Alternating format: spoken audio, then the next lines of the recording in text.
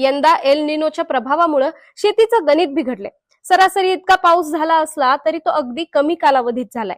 त्यामुळं कधी कधी कपाशीचं पीक शेतात हिरवगार दिसत असतं, पण मध्येच ते अचानक कोमेजून वाळायला लागतं. पण असे लक्षण दिसताच त्याकडे दुर्लक्ष करायचं नाहीये आणि लगेच बुरशीजन्य रोग म्हणून त्यावर फवारणी सुद्धा करायची नाहीये. तुम्ही म्हणाल, हे काय बुवा, रोप वाळतंय पण म्हणताय आणि औषध फवारू नका असं पण म्हणताय. याचं कारण म्हणजे प्रत्येक वेळी हा बुरशीजन्य रोग असतोच असं नाही. अनेकदा ही समस्या असते आकस्मिक मर रोगाची. मग हा आकस्मिक मर नेमकी कसा येतो, तो कसा ओळखायचा आणि सर्वात महत्वाचं म्हणजे त्यावर योग्य उपाय काय, हे सगळं जाणून घेऊयात आजच्या या व्हिडिओमधून. नमस्कार, मी स्वराली. ॲग्रोवन मध्ये आपल्या सर्वांचं स्वागत. सुरुवातीला आपण जाणून घेऊयात की हा आकस्मिक रोग म्हणजे नेमकी काय. आकस्मिक मर म्हणजे झाड पूर्णपणे निरोगी दिसत असतानाच अचानक कोमजणं, पानं पिवळी पडणं, फुलं आणि बोंड गळणं आणि काही दिवसातच संपूर्ण झाड वाळून जाणं आणि हळूहळू संपूर्ण पीकच वाळून जातं. त्यामुळं मोठा तोटा होतो. आता प्रश्न येतो, पण ही समस्या का निर्माण होते आणि यामागं काय कारण असतं? तर यामागं एकच कारण नसतं.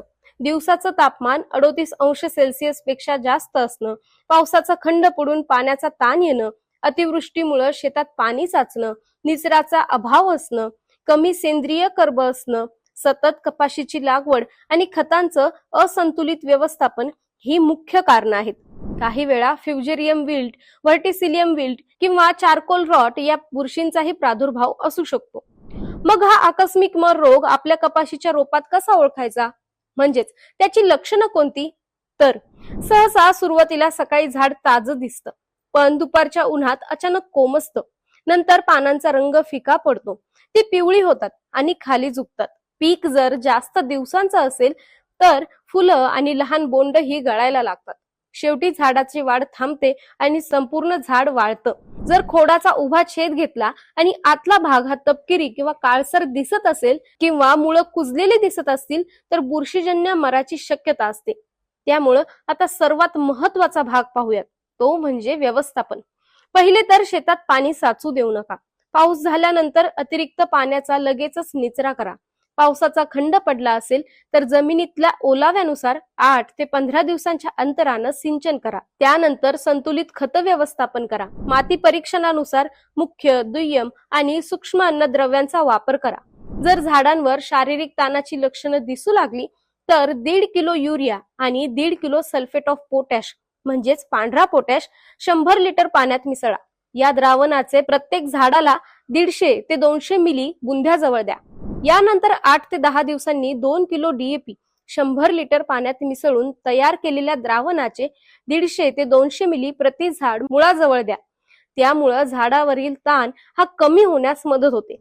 जर बुरशीजन्य मराची लक्षणं दिसत असतील तर जैविक उपाय म्हणून फुले ट्रायकोडर्मा हार्जियानम हे 2.5 किलो प्रति एकर किंवा स्युडोमोनास फ्लोरेन्सेन्स 2.5 किलो प्रति एकर किंवा फुले सुपर बायोमिक्स 4 किलो प्रति एकर शेणखतात मिसळून किंवा ठिबकद्वारे द्या.